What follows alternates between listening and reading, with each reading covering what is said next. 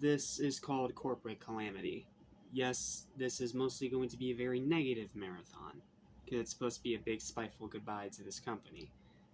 But that doesn't mean that they're all bad, because I thought the original 101 Dalmatians 98 movie was solid, even if it had a terrible sequel.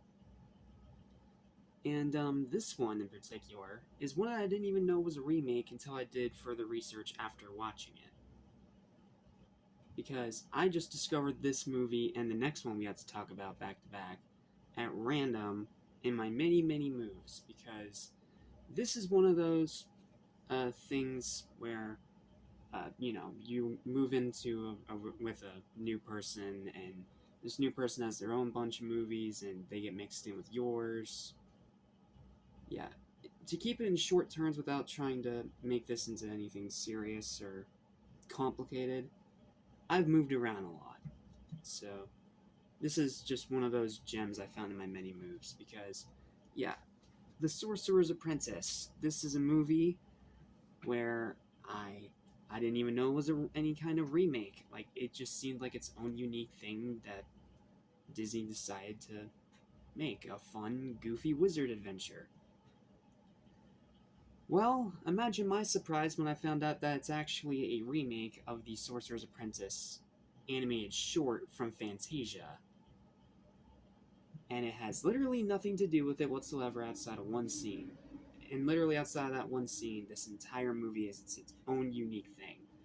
And if you're figuring it out by now, that's actually what makes a decent or at least watchable live-action remake from this company. So, this is a movie that a lot of people don't like, and it's not a great film. It does have problems, and it is very, very stupid. But, in my opinion, to quote James A. Janice on Predator 2, it is the fun kind of dumb. It's a movie that you know is stupid, but you can just turn your brain off and have a fun time anyway. Popcorn entertainment, if you will. A Taco Bell movie, if you will. Credit to Sean Chandler for that joke. So, yeah, this is a movie I actually really like. I know I said in my previous review in Alice in Wonderland that this was more of a guilty pleasure, but after watching it again, nah, I straight up like this one. Like, it's harmless fun. It's goofy, harmless fun that just happens to star the voice of Hiccup the same year How to Train Your Dragon came out as the main character. Along with Nicolas Cage and having one of the main villains played by Doc Ock from Spider-Man. What could possibly go wrong? So, please excuse me if I'm a bit goofy and positive in this review, even though I know a lot of people hate this movie because it is a remake, but in my opinion, it's one of the better ones, and even if you know it's a remake, I still think it's a fun movie that's worth your time. So let's talk about it.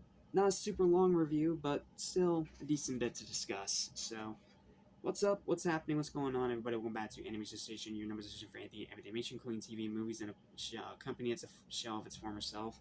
Please excuse my stuttering speech. It is very late at night as I'm recording this because I've had to fight for hours and hours to get my Has-Been Hotel reaction up because Amazon still doesn't know what fair use law is.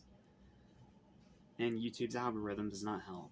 Anyway, I'm your host, Jackson Small. Welcome back to Disney-Vember 3 Corporate Calamity. Welcome to my review of the 2010, kinda sorta not really remake, The Sorcerer's Apprentice. A movie that I think is very, very fun. Like, yeah, it's stupid. It is definitely a very stupid movie, and it's not unlike anything we've seen before.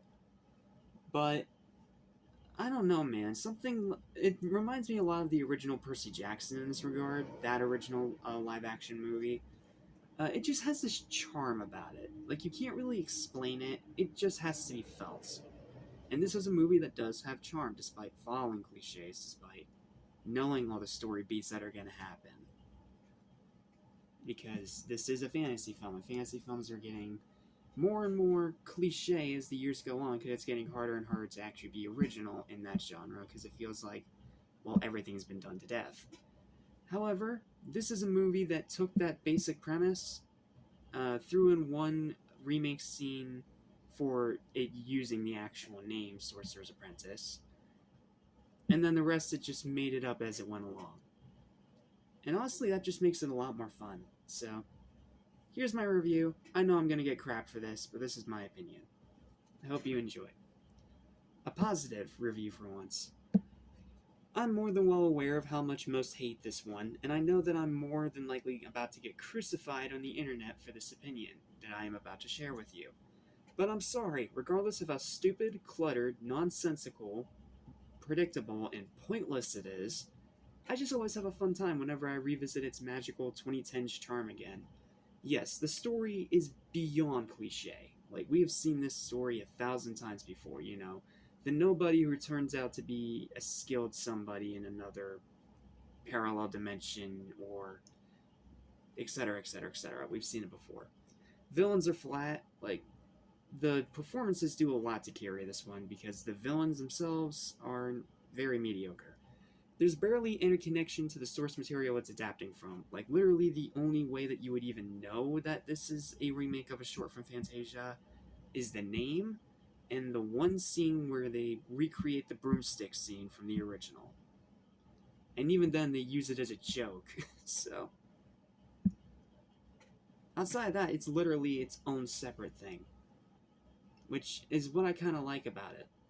Effects are hilariously cheesy, even for back then. Like, they're not the worst effects of the 2010s, but they sure show that low budget.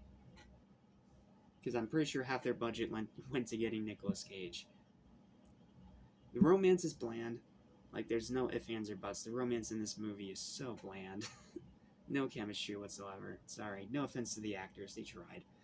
And the finale is more than a little stupid with the ridiculous amount of plot twists. Obviously, I can't talk about it because it's spoilers, but just set your expectations accordingly. There's like 2 or 3 plot twists in the final 20-30 minutes of the movie, before you even get to the big final battle. Also, the final battle is kind of ass. But if you can get around all of that, here's the positives you'll be able to find.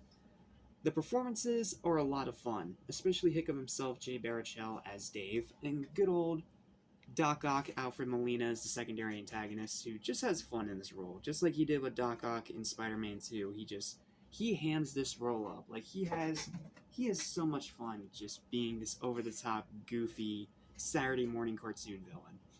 And it just makes you smile every time you see him on screen.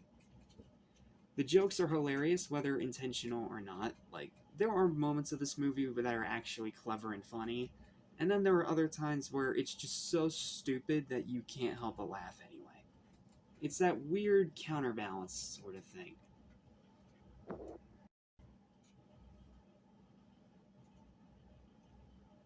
The music is excellent, not only because it uses the Sorcerer's Apprentice score, but also because it comes up with some of its own music.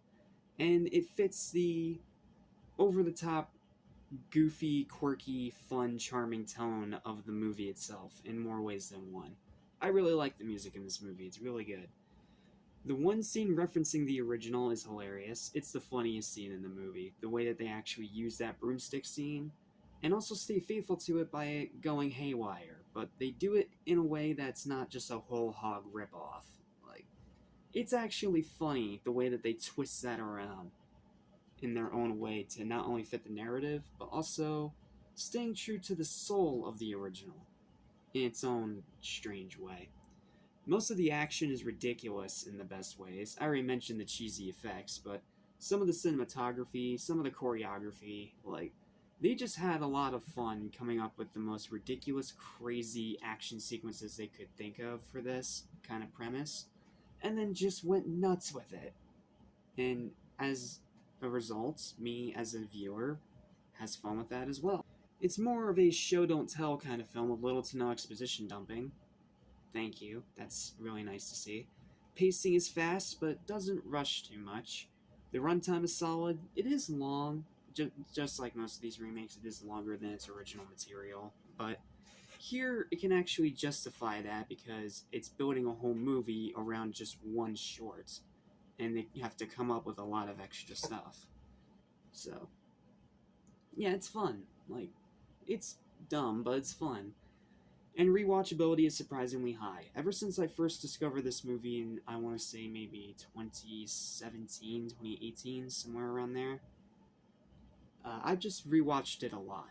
Like, I still have the copy downstairs that I found from way back when, and it's still in an old Blockbuster case, making it even more nostalgic. So, yeah, I'm not really sure what else there is to say. I completely understand if you think this is a flaming garbage fire. Like, trust me, if you think this movie's just too stupid and corny, I get it. But personally, I think it's the fun kind of dumb. Yes, it has no purpose to exist at all, but for what it is, I have fun whenever I'm in the mood to experience the goofiness again. My recommendation is just turn off your brain and embrace its chaos. Once you do that, you're going to have fun.